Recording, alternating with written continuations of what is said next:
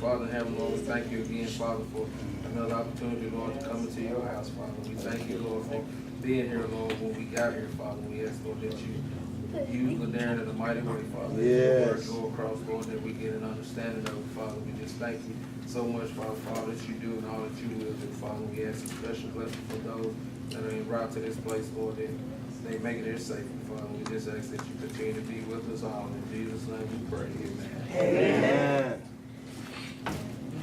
All right, so my part that I'll be talking about, when I first looked at the 9 that we had to choose from, I tried to remember specifically, I mean not remember, but try to decipher which one. Usually Holy Spirit tells me, hey, this is the one. So it was only out of 2, and this is the one that I had, like, that was on my radar then.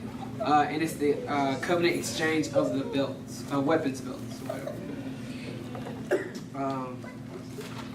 So I'll tell y'all, I'm not as technology, done. Like everybody had all their stuff all up there. That's not me. But That's right. I put a little bit. You guys end up seeing it, but yeah. So before you really go into the exchange of the belts, you have to know why, and why is there a need, and what is the use for it. Without that, I mean, you really don't understand what's the meaning for the reasoning of exchanging the belts. So, first question, why is it most important to have a weapons belt? It's important because without it, you are in harm's way, and those around you are also. And that just, and as far as, us getting into the word and stuff like that, the more you know, the better you are. You can help so many more people with the knowledge that you have within you. You don't have it, it's sort of like, what do you do?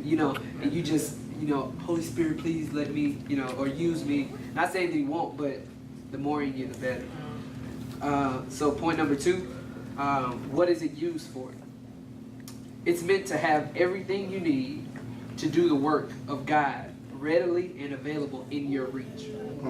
That's what the weapons go for. And you'll see in a little bit I have the actual picture of the weapons belt. And nowadays we have a weapons belt, but it's, like police officers. So it's more, stuff on you, but it's all for like somewhat the exact reason. Because you'll need it in your type of work.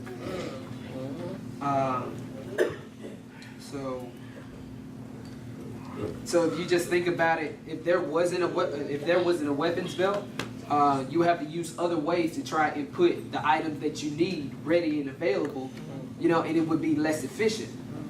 So, example, if you had a bag, if you had all your stuff in a bag and, you got your sword in a bag, like, just trying to get all the things that you need out of a bag in the middle of a battle is not, it's way less efficient, and it's so much harder for you to get the job done. So when they came up with this was something so that, they have, hey, let's go. I'm ready to go. Everything that I need is right there on me and ready to go. So,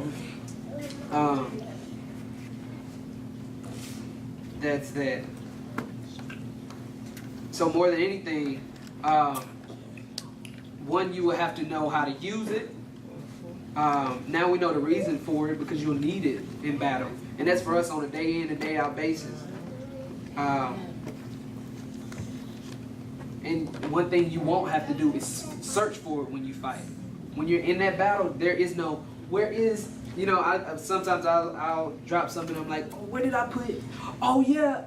But when things like that or things of God, you need those things right there, ready and available. So I ended up looking further into it, and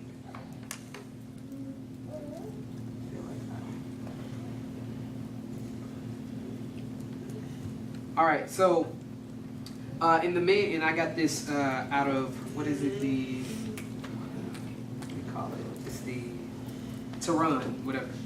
And it talks about the actual exchange of the weapons belt. And so there are words that were said when you're exchanging the weapons belt. And so the words were, I will teach and protect you, and that was said in the exchange of the weapons belt. So the definition for teach is to show or explain to someone how to do something. And to protect is to keep safe from harm or injury. And these are things that we need. I mean, anytime you're a student in this phase, you understand it. It's something that you're giving more knowledge into, something that you already have knowledge of. And so when I look at that, it's just how God is, doing us right now as far as the covenant. This is knowledge so He's continuously teaching us throughout this moment. And He's continually protecting us. Continually. We have no idea. We can only imagine how many things that God is, protecting us from. If only He let us see, the day in and day out things that are happening. You're just like, whoa, I did not know you protect me that much, God. Yeah. That's one of those things.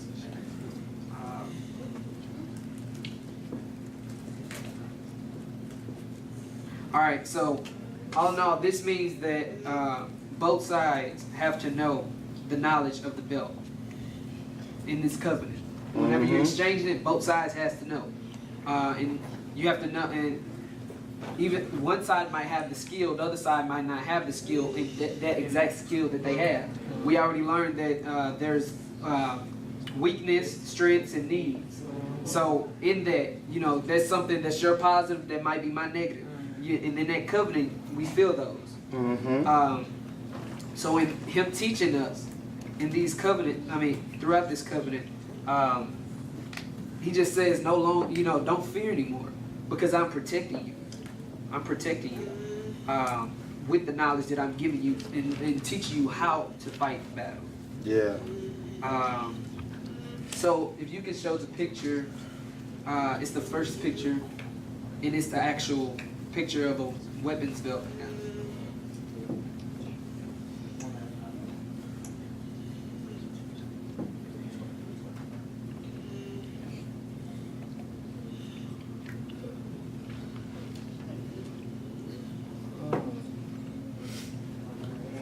You just drop it down just a little bit. Oh no, actually that'll be fine. It says, yeah, that's fine. It says it's a leather belt tied around a wool tunic, connected bronze plates hung from the belt to protect the soldier's groin area. It said it supports the sword, the dagger, and the bronze apron. It said it's worn at all times, even without armor pieces. So that's how it. I don't know if y'all can see it, but that's how it looks. And what really intrigued me is when it said it's worn at all times. Meaning that you don't have to have the helmet, you don't have to have, full armor, but that's one of those things. And that's when I think about, if you're a cop, I'm pretty sure, but I've seen multiple cops that's not on duty, but they still keep their weapon on. Because you never know what'll happen in the circumstances that you go through. And as long as they have the uniform on, they have to have it on there. So that's just one amazing thing. So the first thing with, and so, you keep that or you can take it back. Oh yeah, if you go back to the scripture.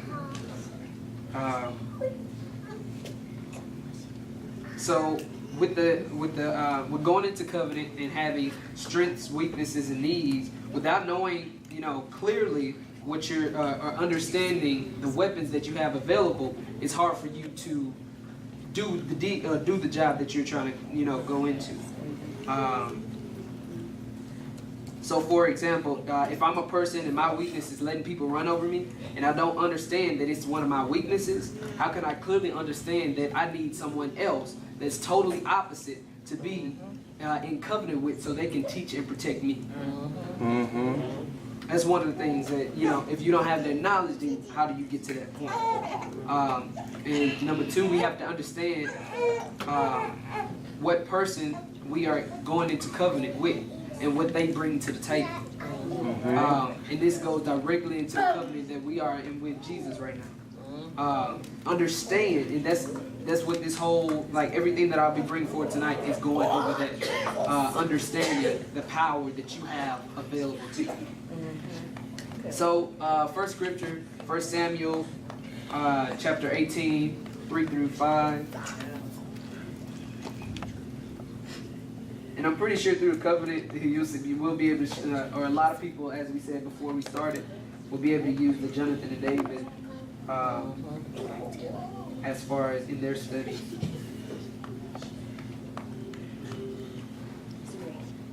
So I'll be reading this one in the voice. And it says, and Jonathan made a covenant with David because he loved him and he loved himself. I mean, he loved him as he loved himself. Mm-hmm. He took off the robe he wore and gave it to David, and also his armor, sword, bow, and belt, symbolically transforming to David his right to ascend the throne.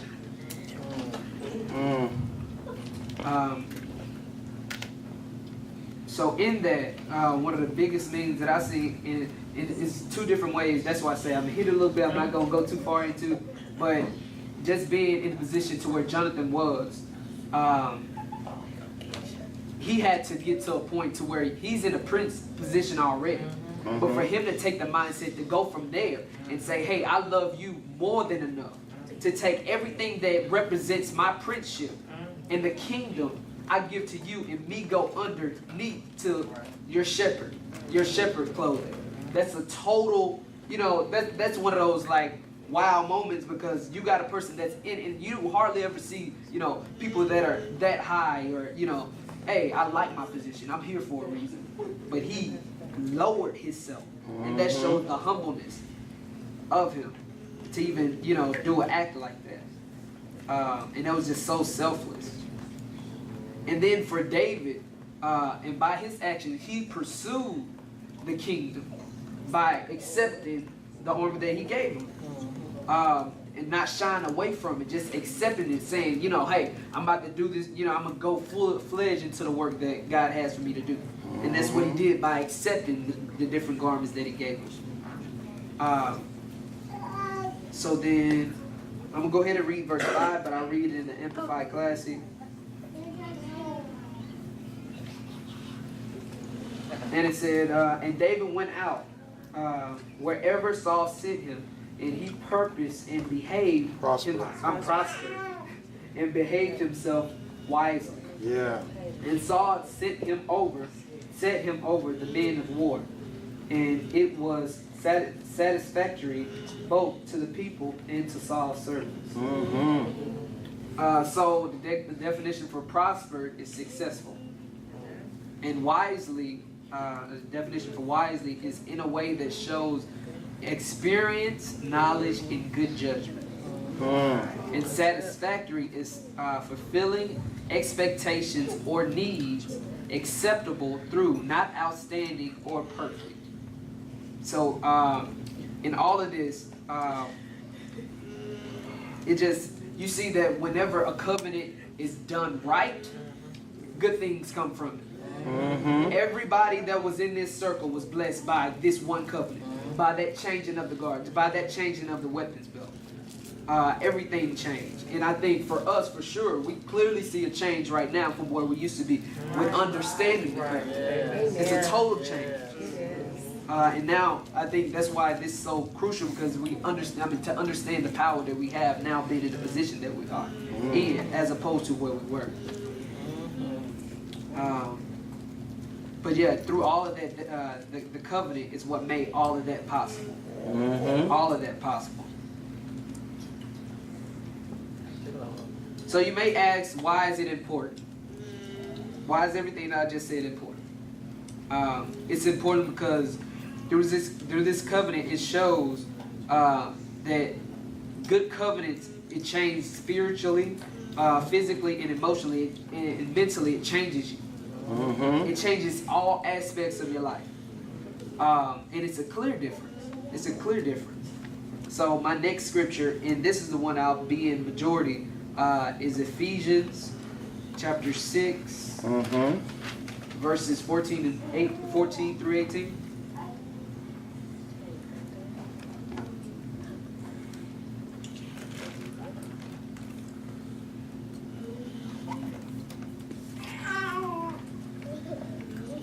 So we've all gone through this scripture before, and I know I've seen it when you hear about all the different armor of God and stuff like that. But this is a lot. But I'm telling you, Holy Spirit just like bam, and it just opened my eyes to like some that I've never seen before. But that's where we are. We're in a different playing field now. We're on a different level in understanding the covenant. So it put us in a different position. So. Don't work it out. And so the original, like to get everything, the verses would be 11 through 24. But what I was specifically told to go to is 14 through 18. And it's a lot within that itself. All right, so this will be in the Amplified Classic also. And it says, 14, it says, stand therefore, hold your ground, have tightened the belt of truth around your loins, and having put on the breastplate of integrity and of moral rectitude, and right standing with God, and have showed your feet to preparation to face the enemy with firm-footed stability, the promptness and the readiness produced by the good news of the gospel of peace. Yeah. Lift up all the covering shield of saving faith, upon which you can quench all the flaming missiles of the weapon of the wicked one. Yeah. And take the helmet of salvation and the sword that the Spirit wields, which is the word of God. Yeah. And so the last verse, pray at all times, on every occasion, in every season, in the Spirit, with all manner of prayer and entreaty. To that end, keep alert and watch with strong purpose and perseverance, interceding in behalf of all the saints, God consecrated people. All right, so here we go. Verse 14. When I was just looking at that, the first word or the first thing it said was hold your ground. And more than anything, it just takes me back to the protect. Because when you're protected, there's no reason for you to fear. There's no reason for you to be afraid. So therefore, standing my ground. Like, what am I going to move for if I'm not afraid? So what I got is don't move. Yeah. Don't move. And then don't move from what you know. Don't move from what you know. Stay firm. Stay planted. And I think that's more than anything, that's what I think that's why this covenant is so important, because we don't know what God is doing with us after this covenant. But it's so important because we've never received this before, and who knows how many in this world that this can bless. So in the next thing I got, he says, or the belt of truth. Well, it talks about the belt of truth around your loins and having tightened the belt of truth around your loins. And so it's just a thing that hit me, just like, when you're in battle, there's no point in time where you need to be worried about your wardrobe. Yeah. If that belt is loose, you can't. When you're fighting, there is no. You'll probably be dead. It's important to have, and then it's the belt of truth. So stand firm and stay planted with this on you tight, knowing that I got you.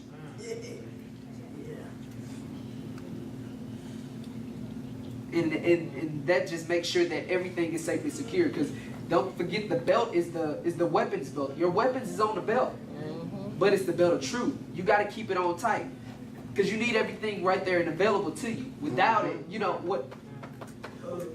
you're out there hung and dry. But all right, so the next one is the breastplate of integrity. The definition for integrity is the quality of being honest and having strong moral principle and moral uprightness. Yeah. I'm telling you, it's going to take a while because it's a lot of definitions, it's a lot of words, but you'll see what God produced. It said, okay, so, I'm sorry. Go ahead. Okay, it's tight. develop the truth. I'm just thinking, you know how the pants, when you got people that's literally walking and their pants is hanging, and they literally, everywhere they go, they gotta constantly be like that. When you think about that word, how when it's loose like this. You know, I can come whenever, whatever comes before, whatever, it's loose. It don't mean nothing to you. You know, if they fall, okay, I'll put them back up. But in this battle like that, when you did that, it just reminded me like, no, it's tight and it's true for a reason. I need it tight on you. Well, if I ain't, if basically I can lose it. And you know, it's a scripture just saying, yeah, you can lose it. So I gotta hold it tight. So that I don't lose it and its components that will help me do it right. Mm-hmm. And to add to that, is that, you know, when you have an exchange and you're wearing the belt, and if you wear it loose, you're disrespecting the person or the family that you're now becoming covenant with. You know, if it's gonna, you're gonna wear it correctly. Like you said, wear it tight. Yeah. So in that same verse, I looked up the definition for moral. It says, concerned with the principle of right and wrong behavior and the goodness or badness of a human's character. Definition for rectitude is morally correct behavior or thinking righteousness. More correct behavior of thinking, and then it says righteousness. And so it said the next one is right, moral, good, and then is justified or accepted. And then the last definition is standing, and standing is the position, status, and reputation. Go ahead. Yeah, I think about a lot of people that you deal with or come in contact with. A lot of people out here, they claim the name of Christ, but they think they can act any kind of way or do any kind of thing and still be in Christ. Hey, I can represent him how I want to represent him. I'm still a Christian. Now understanding that you have a standard to uphold when you name the name of Christ. All right, so through all of that, and I'll do this, you know, verse by verse, whatever, but through all of that, all the definitions, this is what God gave me. And pretty much this is like what he told me. He said, stay settled where you are with the truth as tight as it can be, as tight can be. Make sure the important weapons are as close and are available. A mindset change is needed, and that alone. I think I missed it. But alone places you in a different. And that alone places you in a different status that wouldn't have been available without this covenant. Now we are justified and accepted by God by being honest, having correct behavior, and having moral uprightness. And I have it, if you go to the other one, it actually has the words and the different definitions for them. So if I need to, I can print that out for anyone that needs it. But these are different, and so that's for verse 14. And yeah, I'm about to go to 15 now. And so I'll read verse 15 again, and it says, and have showed your feet in preparation to face the enemy with the firm-footed stability, the promptness and the readiness produced by the good news of the gospel of peace. Yeah. So first definition, preparation. It's the action or process of making ready or being made ready for use or consideration. Next one is stability, and it's being stable. Next word was promptness, and it's ready in action, quick to act. The next one is readiness, and it's the state of being fully prepared for something. The next one is produce, and it's to make or manufacture from the good news of peace. And peace is freedom from disturbance, quiet, and tranquility. So in this, I received, and it says, stand on me, I'm stable, being fully prepared to face the enemy. Become quick to act, do not fear, because remember, I am with you, and you are free from disturbance. Be calm, my son. So in that, I mean, it's just reassurance. And then it's at the same time understanding that I have all these things available. I gotta be ready. I gotta be quick to act. This isn't one of those things, but I gotta be, number one, stable on him. And that's understanding the word that's coming forth and receiving it and like being confident in having it, you know, the belt of truth, you know, as tight can be. And so I'll go ahead and read verse 16. It says, lift up over all the covering, shield of saving faith, upon which you can quench all the flaming missiles of the wicked. And so I looked at the word quench, and it says extinguish. And then I looked a little further down, and it says to put to an end. And so when I thought about that, it's just like when it was talking about all the flaming missiles. Oh yeah, you can keep them coming. I got the shield. And it says, lift up over all the shield of saving faith. And when you think about extinguisher, like it just puts out the fire. You know, it's not water, it's not anything like that, but it puts it out. And so it's just like this shield alone, no matter what the enemy try and hit you with, no matter what he try and hit you with, guess what? It's not going to affect you. You're protected. And I think what God is revealing and uncovering at this point, because we're so busy talking on the religion for the church, and that we totally have no idea that when I lift this, it extinguishes or put an end to these missiles that's coming. I'm just getting hit and saying, well, oh, woe me, and pray for me, church. When you already have on your person everything that you need to work. But because of the front end of don't do or do, thou shalt, you don't ever get to this part. It's amazing. Yes. Life sustaining. Oh, brother, Hey, go ahead. when you say quench, it just makes me think about, when they make a steel or when they make a sword, they put it in all this fire to get it hot, they beat it, until right when they know they're done with it, to get the full strength of the sword, they have to quench it, they have to put it in water, they have to put that flame and everything out. And when you just think about it, if he does this to us, or with all that stuff, he's making us strong. All that stuff is going to be quenched. It's all going to be put out. And so we're going to be strong from all that process. Yeah. That's amazing. Anybody else?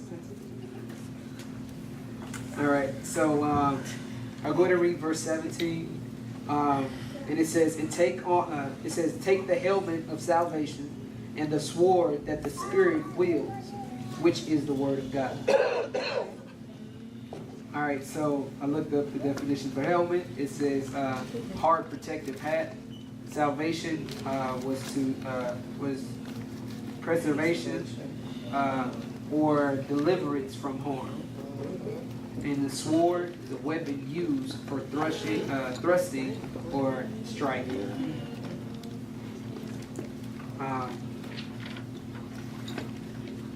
And so what I got out of that is, I have brought you to this point, and I have delivered you from harm. You are protected, and through the Spirit you will strike with my word. And I just think, and the more we learn of the covenant, the more we get into, more knowledge about it, the more we'll be able to strike. The more we'll be able to know, or be trained enough to understand how to use the weapon that's available to me. And I think that's what all of this shows, by putting all of this on. And I think more than anything, what I see out of all of this is just God is showing how much He's protected us and how much He covers us. And just letting us know, hey, you are not the enemy is just not doing this to you all day and every day. That's Like, true. I am, the only way you're going through this, because for one, I'm allowing him to do it. But at the same time, I'm protecting you. Like, you don't have to worry about anything. I'm keeping you stable. I'm keeping you, no disturbances. It's just so much. But I know throughout all of this, the more knowledge we get, the more it'll be for us to, move forward as far as, spreading his word and doing the mission that he has for us. I like that. I think about too, Jesus saying when Satan was him, or he was sent by Satan. And Satan can come to you with the word of God. And I go back to the word, it says, all you can get an understanding. Because you study the word of God, you don't have no understanding. You should use the word against you. Because you don't understand what God is saying. But Jesus knew his law. He knew what God will for his life. And he knew the word. So Satan couldn't even come back. Satan with the word. Because he knew, he understood the word. But if you don't understand the word of God, and he bring the word of God to you and twist it. But if you don't understand it, you'll go with that twist. And that's why a whole lot of church people get it. No, they fail at because they don't get understanding through the Spirit of God. And the word is being twisted. And they don't know the word of God. They don't understand the word of God, so they're going along with the twist. Yeah. Good. No, it's not. No, it's not.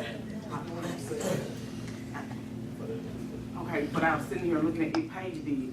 Okay, so I was sitting here and I'm thinking as you talking, like I'm saying to myself, well, how do you get all this? It's consistency. Because when you join the army, that's what I said. I bet you like right here. When you join the army, you do not go home. Like you're not allowed to like come in and work all day and then go home. And I remember Paige was talking and she was saying that, no, you get those clothes, you don't like change that night into your uniform. Before you do anything, you're going to look like us and you've done nothing. You don't know we don't know if you've held a gun or whatever you've done, but we need you locked and loaded to give you all your basic training, and you can't go home and eat mama's spaghetti. I don't care how much you love it. You got time that you got to lock and load so that you can be just a basic soldier. We're not talking about Navy SEAL, just basic training. And I think when we go home, like we leave church, it's like, okay, I'm gonna go eat mama's spaghetti. So I don't see it again till next Saturday. And you wondering why you ain't got your shield with you, your stuff everywhere, all across the, So yeah, you're not gonna be able to fight because you don't even know what the words say. You just glanced at when whoever stood up. You read them, that's a good word, but if it's not locked to it, it's tight like that, that part makes sense, that it's so tight. I mean, you know it's there, and you know when it's not there, or when it's too loose too, to tighten that bad boy back up. So it's that army mentality. I told you, because I feel. And you know something, I almost piggyback on top of that, on what Keisha said. It's like, and I use me because I don't like talking about other people, I talk about me, but in the process of that, it just, if I lack in not reading that week, don't nobody have to tell me I lacked in that reading, because if I read and something come up on me and I'm prepared for it, you ain't gonna see no snapping off. But if I don't read, like for instance, I should have, it's gonna be a little snapping off and you're gonna know something is out of pocket because and it goes back to I should have read, but instead of that, I did this. Totally opposite of the word of God. And so that's why we have to stay read up, because he'll turn around and what we read about today, this morning, and go to Walmart somewhere and hear you almost, if you hadn't read, you wouldn't have been prepared for that situation at Walmart. So everything that happened to whoever, for whatever reason, when it happened, after they done read about it, the word prepared whoever it was for that, whatever it was. And you won't just cap off on people. I'll pick back off of that. Because you made the Army reference, as far as the uniforms, and for just preparing you for basic and just changing your mentality, like they give you, because you're learning a whole new lifestyle. And every day they're training you, whether it's a class setting or it's a field setting, they're training you because the next day you're gonna have to prove that you got it. The next day, everything that all the weapons you have, they train you on the guns, they train you on the grenade throwing, they train you on everything because when it's on you, like you said, you got to know how to use it. You got to be, it's got to be like you can't be thinking, oh, am I supposed to pull the pin before I throw it, or do I let this clip go? And like you have to know it. So it's 8 weeks. Well, they say it's 8 weeks. It's really about 10 weeks of constant testing. So it changes.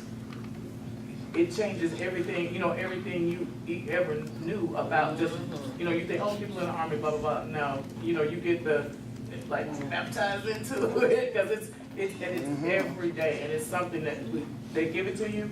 You go home, you learn it, you demonstrate, even when it's combat, they teach you how to fight and all that stuff. The next day, you got to fight somebody. All right, and it's yeah. So that's how they do it. They present it. You have to demonstrate your knowledge of it, and then they move on, and then they'll go back to make sure you hadn't forgotten, and then it's constant tests for like 8 weeks. I got something out of everything that y'all said, because I'm trying to remember as y'all talk, I'm receiving it, it's like, it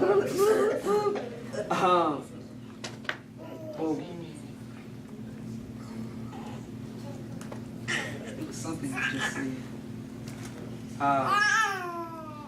But in this covenant, I think more than anything, what he made me realize is receive what I'm giving to you.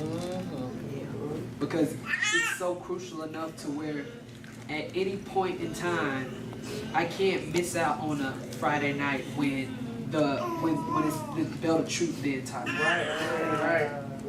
Right. It's what I needed, or I can't, the helmet of protection, like how. I needed it. You don't know when you need it, but you need it. But that's the thing. It just showed me more than anything how important this is. And how, we already see how it's changing our lives, but just us getting it and it being settled in us and us spreading it. Because this opened up our eyes. This is just the beginning. Right. This is just a little bit. And he's like, I open your eyes a little bit. Now close. I just opened them up a little. But it's life changing for real. Like, you can see how it changed Jonathan and David's life. It changed their life. From that day, and what was amazing, it says right way or something like that. But he said as soon as they did that, he went out and he was prosperous right there, and it favored everybody. Everybody got something from that. So more than anything, I think that's why it's important for both sides to understand the power that you have available when you're going into covenant. Because I gotta truly understand what you're bringing to the table, and you gotta truly understand what I'm bringing to the table. Because if you don't, then what? If we don't understand those things, what are we getting into covenant for? Yep. I might know what you be good at, but I don't understand, or if I don't understand what you're doing, how can you help me? There's a couple of things, I'm telling you, I'm just trying to remember. Go ahead. I think about today, like let's say you get sick or you're injured in basic training. If you miss more than 2 days, they call you getting recycled. You have to start all over again. We need step one because, and start, even if you pass those steps, they make you start all over. And, because the first lesson is how do you wear the uniform? How do you, what goes where, what creases, what buttons, how you put your ranks on. That's where they start. Then when they start with the belt and adding the things to your belt, your canteen, the water, all that stuff to protect you. It's just like everything you're saying, I'm just like, that was it. And but like you said, if you're not here to get it, like when we had several, like when it was time for us to go to the range and learn how to shoot our weapons, because that's like the most intense, because you got 17 to 18-year-olds with M16, and you know, one thing they always say, always carry your weapon down, point it down range. And you got kids just swinging around having conversations, and people are that was the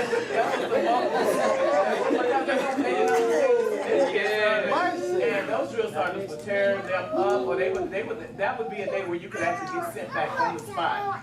You just get back sent because you don't know what you got. And this is why this is so powerful, because we don't understand what we have. Right. What you say, baby? Just talk. We just talking to swing. Just talking and swing. We don't. Like, but like what you're saying, like, cause, and it goes back to what you said about you think you can do what you want and stuff like that. Yeah. But when you get into that, you gotta have a mindset change, or you're gonna be in that same process of you gotta go back, you gotta go back, back here again. Wow. But you gotta have a mindset change and be at the point to where, okay, I'm receiving what I'm going into this training. I gotta receive what is being brought forward to me. You gotta be serious about it. Go ahead. Yeah, I got one of my best buds. He was in the military. He went from National Guard to Army. And one thing I've noticed from observation from him going into the military and the guy that I knew before he went in the military, his life is totally different. He'll never be the guy pre-military. Everything he does, he retired 5 years ago from the Army. He is still Army. I don't care. It's in him. The way he folds his napkin to wipe his mouth when he eats. The way he hold his cup. The way he put on his clothes. The way he tie his shoes. All that's different. His clothes iron, everything is different. He will never be my friend that I knew before he went to the military. Because that's all he is military. All the stuff he went through, all the stuff you went through, you are not paid before military. You'll never be her again. Because they taught you a whole new person coming through that basically going on with it than you was before you went in. And that just show us, man, that hey, in Christ, you cannot be the person in Christ that you was before you got in Christ. Them two people, one of them got to go. Yes. His pre-military dude is gone.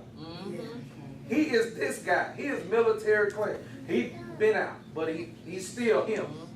He will not be him before. And that's what we have to learn too. We cannot be the person before Christ. Right. That person's got to go. Sure enough. And it's a war, but he got to go. Yeah. Yeah. Preaching. Whew. When you were speaking, it took me back to the definition for moral: concerned with the principles of right and wrong, behavior and goodness or badness of a human's character. More than anything, like through the training, you receive this stuff. This is a part of the training. Like our life is training. The days that we live is training. We gain this stuff. Quality of being honest, like having strong moral principles, moral uprightness. Just like these are things that we go through, but it leads you to a position, and we'll see further down. But this is amazing. But I see now it's a total difference. And when you were saying about the difference before and now, like it's a difference from before. It's a difference between where we were and where we are now. But I'm pretty sure it's gonna be a difference from where we are now to where we get to where we got this. Like I mean, that's the whole. You know, that's what we're trying to get to. But I mean, just understanding what you have available is. I mean, you just got $1 million and you actually understand it's actually $1 million. You know what I mean? Now, why do we need a weapons belt? Because you need the weapon. I mean, you're in war. A weapon for what? Against the enemy. And who would that be? I would say the people, the spirit. You got it. No. No. And that's an excellent response. Because what difference does it make? Whether it's 8 weeks, 10 weeks, or 30 weeks of training. You know the gun, you know the grenade, you're fully dressed. But I didn't come here to do all of this for nothing. At some point, you give me a gun with bullets because sooner or later, I'm going to be required to shoot somebody. Now, who I shoot, hurt, or kill depends on my understanding of, is this the enemy or not? So, with no understanding of that, why do I have the belt? What was the training for? Because at some point, we go to war not to kill each other. And when we go to war, everybody there is not the enemy. Well, then who do I kill? And who do I let live?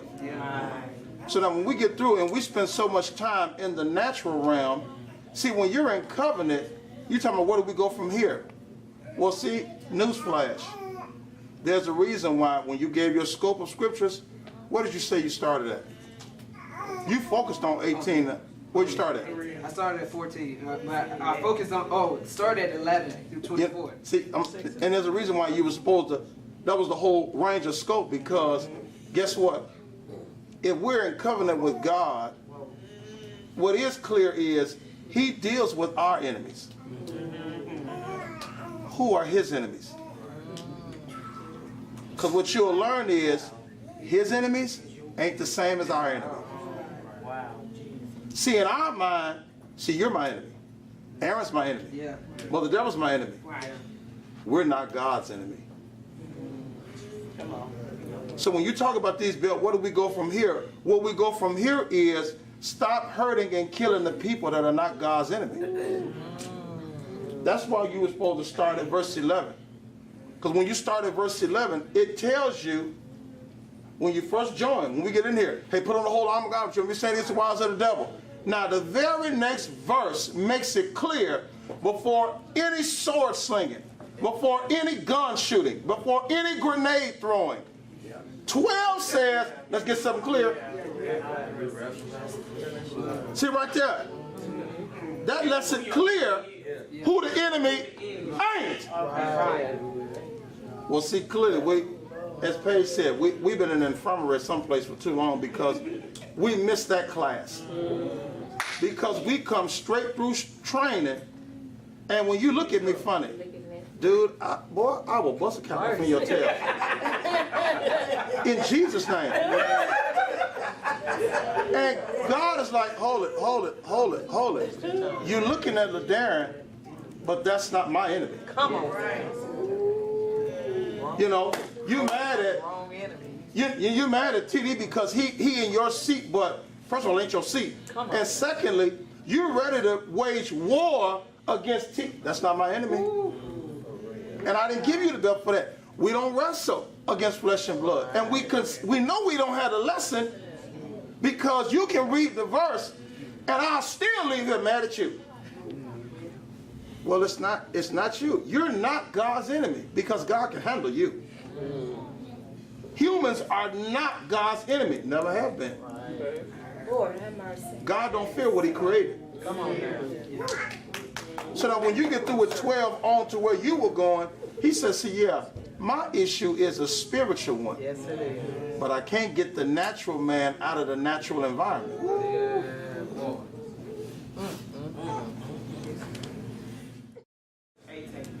All right, so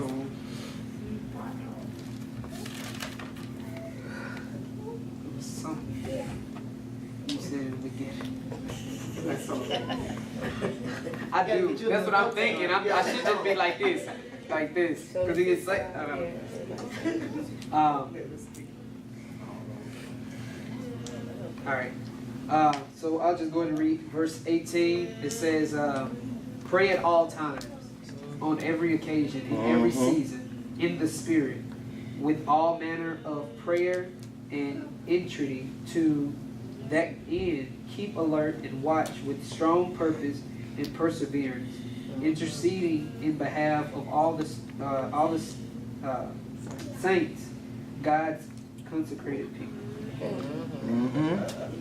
All right, so should be yes, a ton of them. So entry is the definition. It says an earnest or humble request. Looked up the definition for alert. It says quick to notice an unusual or potential dangerous or difficult circumstances. Vigilant.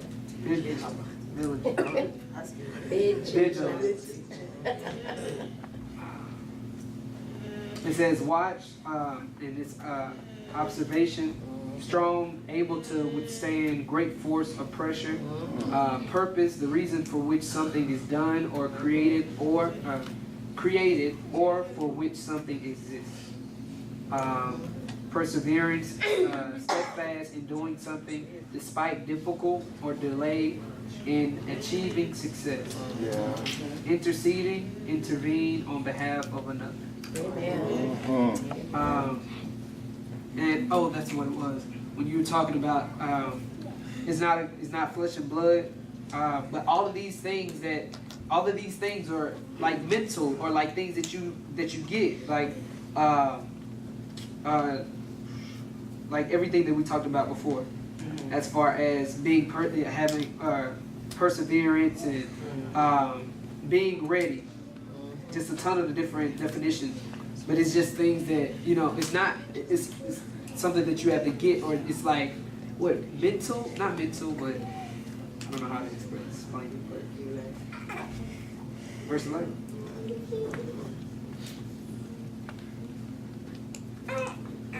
Supply.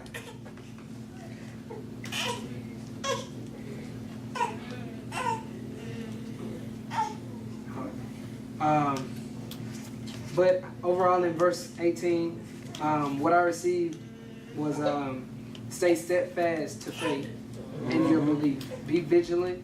You are able to withstand great force. This is what you are here for.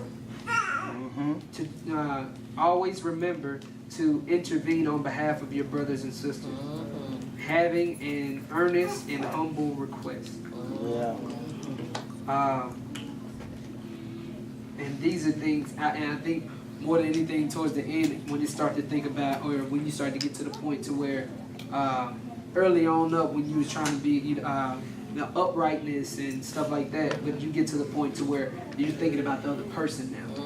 You're thinking about your brother and your sister. You're doing things on their behalf.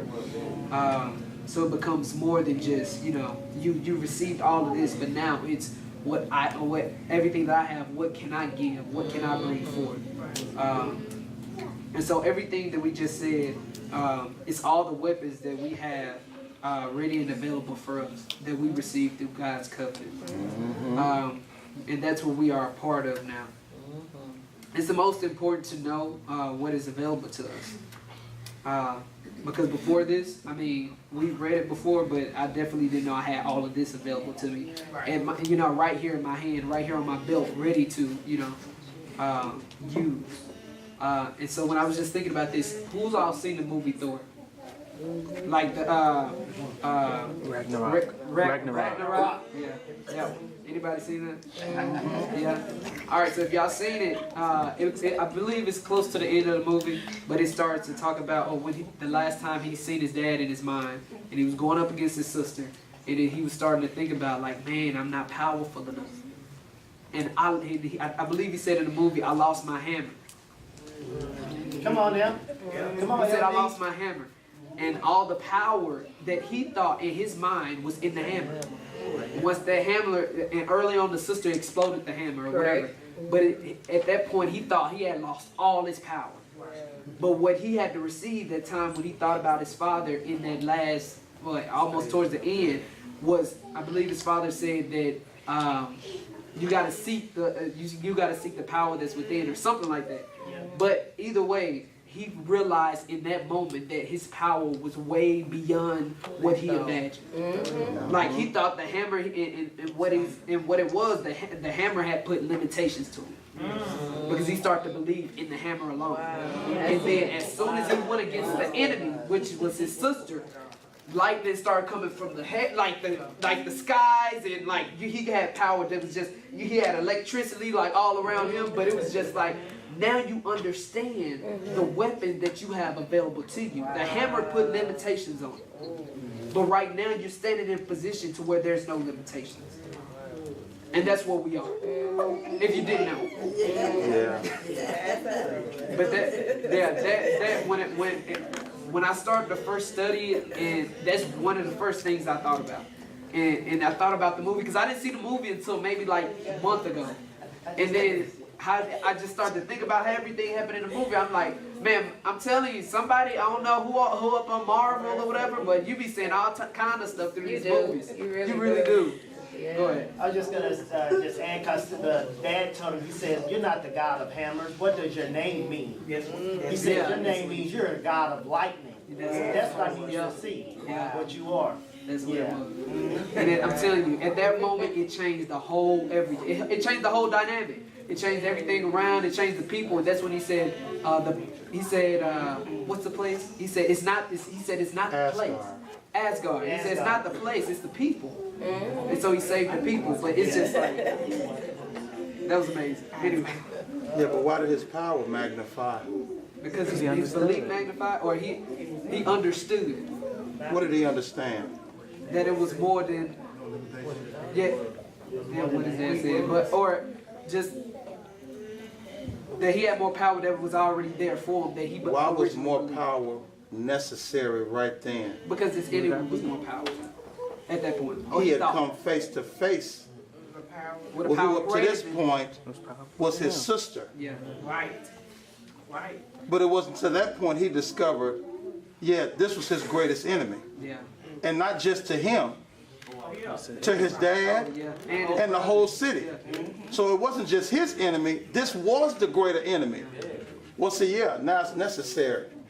They took Yeah. it to another level. The hammer was for lesser enemies. Yeah. Yeah. And so when the fight against her, he threw the hammer at her because he didn't know. Well, she caught the hammer. Yeah. And she crushed it because, again, she's hoping if the daddy has done what he did when I was around, he don't tell the whole story. Yeah. So I'm hoping you believe that when I crushed this hammer, I crushed you. And see, for a while, he did. He thought he was defeated until, it had to come to him. Hey, man, see, your power was contained because the real enemy had never showed up. When the real enemy showed up, who was displaying that she had all power, now let me show you what's in you.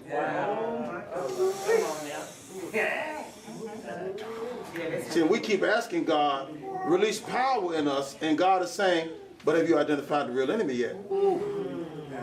See, because if I release real power in you, you fool around and kill your whole family. And that wasn't even my enemy or yours.